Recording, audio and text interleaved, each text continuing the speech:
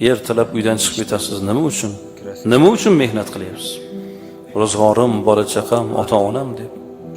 Va topayotgan pulingizni qanchasini o'zingizga ishlatasiz? Hech qanchasini.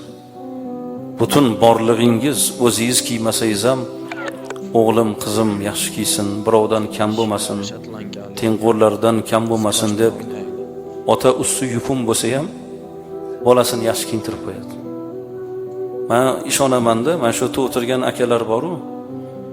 Siz pul topayapsiz, lekin o'zingizga qancha sarf qilsangiz, sizdan ayolingiz o'ziga ko'p sarf qiladi, to'g'rimi? Sizdan ko'proq kiyimga pul sarf qiladi. O'zi uchun erkak kishidan ayol kishi ko'proq pul sarf qiladi. Lekin shu pulni siz topayapsiz. Shuning uchun do'stlaringiz orasida, tengqurlaringiz orasida usti yupun